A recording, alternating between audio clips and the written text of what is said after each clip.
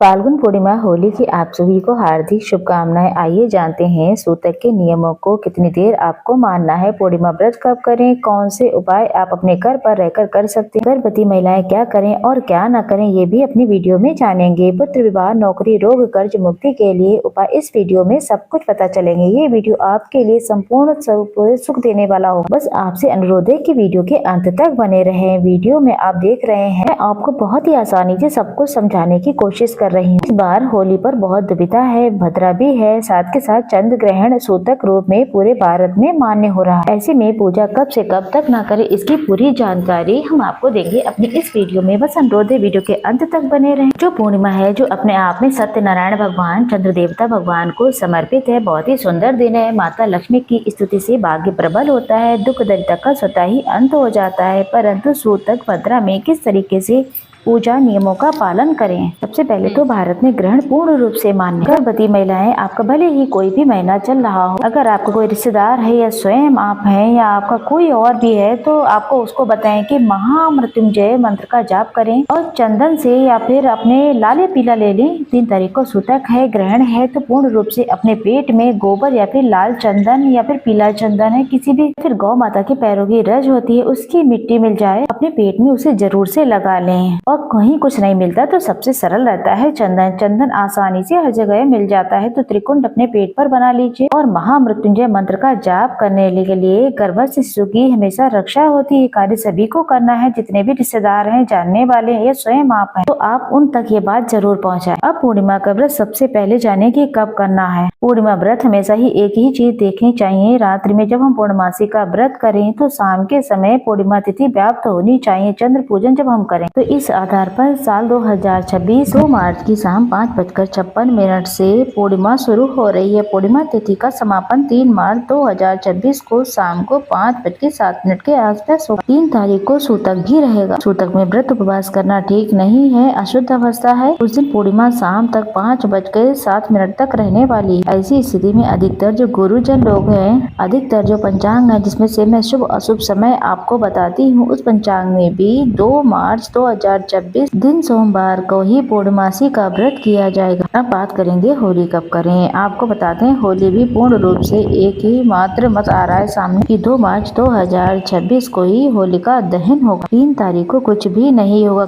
3 तारीख को सूतक है पूर्ण रूप से। ऐसी स्थिति में आप सभी को 3 तारीख को भगवत चिंतन करना चाहिए। 2 तारीख है वो बहुत विशेष है। 2 तारीख को एक तो सोमवार का दिन है। शुद्ध अवस्था में शाम के समय हमें पूर्णमासी पूर्ण रूप से प्राप्त हो रही है। ऐसी स्थिति में भद्रा का यहाँ पर कोई विचार नहीं हो। भद्रा का ध्यान नहीं करते हुए सिर्फ पूर्णमासी तिथि प्रदोष काल में शुद्ध अवस्था में हमें जो पूरे भारत वर्ष में अधिकतर स्थानों में 2 मार्च 2026 को शाम को ही होलिका दहन किया जाएगा। 2 तारीख को पूर्णमासी का व्रत भी होगा। ऐसे में 2 मार्च को शाम के समय होलिका जो दहन होगी, उसका जो शुभ मुहूर्त रहने वाला है, एक मुहूर्त शाम को रहेगा 6:09 से 8:50 के आसपास। वहीं दूसरा मुहूर्त आपको बता दें, जो कि पंचांग में भी दिया है, वह रात्रि को जब भद्रा खत्म होगी 1:27 पर 2:40 के आसपास प्राप्त हो रहा है। तो 2 तारीख के 2 मुहूर्त हैं, जो कि मैंने आपको बता दिए। अब यहाँ पर हम बात करते हैं 3 तारीख की। 3 तारीख को ग्रहण, जैसा कि आपको पता ही है, सूतक पूर्ण रूप से भारत में मान्य होगा। सूतक हमेशा ही 9 घंटे पहले शुरू हो जाता है। ऐसे में बहुत से लोगों का कहना है कि 9 घंटे तक सूतक मान्य करें या नहीं। सूतक जो इस बार मान्य होगा वो 9 घंटे पहले होगा।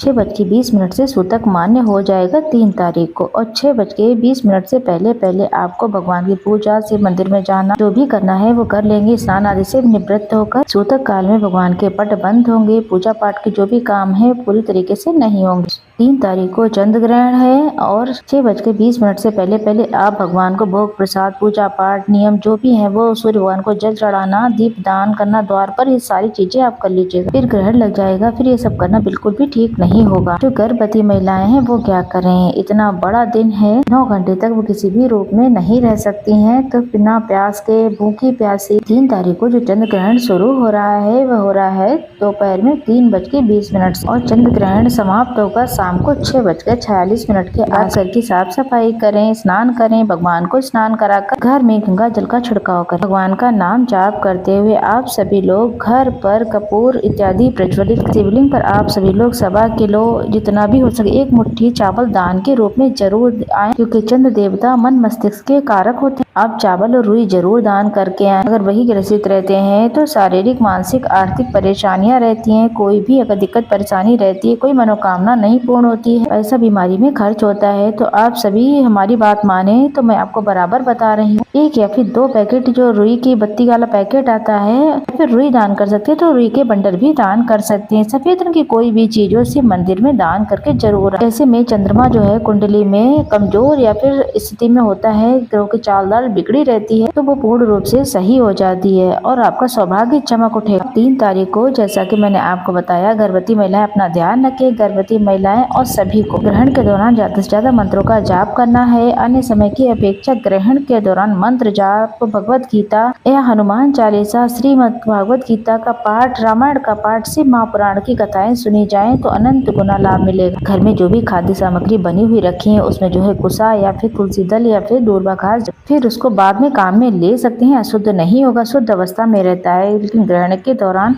तुलसी स्पर्श नहीं की जाती है। पहले ही आप तुलसी के पत्ते तोड़कर रख ले, इस बात का भी ध्यान रखें। कुछ लोगों का कहना है कि दीदी क्या हम ग्रहण में सो सकते हैं, तो हम आपको बता दें सो सकते हैं, लेकिन गर्भवती महिलाएं सो सकती हैं, बुजुर्ग लोग हैं वो आराम कर सकते हैं, उनके लिए कोई नियम लागू नहीं हो सकता है। जिस स्वरूप में उन्हें आराम मिले उस स्वरूप में उन्हें रहना चाहिए। जो स्वस्थ व्यक्ति है उन्हें नहीं सोना चाहिए, उन्हें भगवान का नाम जाप करना चाहिए। ग्रहण में जो भी भोजन खाया जाता है वह श्रेष्ठ नहीं होता है, तो ग्रहण जब से शुरू होता है समापन तक आपको कुछ भी खाना पीना नहीं, इस बात का पूर्ण रूप से ध्यान रखेंगे, नहीं तो बहुत अधिक 9 ग्रहों की दशा बिगड़ जाती है, सौभाग्य में कभी भी बढ़ोतरी नहीं होती। तो इस तरीके से पूरी जानकारी मैंने दी। इस बार जो ग्रहण लगने जा रहा है वो सिंह राशि में लगने जा रहा है, साथ के साथ सभी 9 ग्रहों की दशा खराब होने वाली। कहीं न कहीं सभी राशि के जातकों को सफेद चीजों का दान जरूर करना चाहिए, लेकिन सिंह राशि के जातक इस समय ग्रहण लगेगा उस समय चंद्र देवता सिंह राशि में विराजमान रहेंगे और पूर्वा फाल्गुनी नक्षत्र रहेगा। ऐसे में सिंह राशि के जातक वाहन चलाते हुए विशेष तौर पर अपने बोलचाल, अपने धन रुपया पैसे को बहुत ही संभाल कर रखें। कहीं न कहीं आपको कहीं न कहीं नुकसान हो सकता है।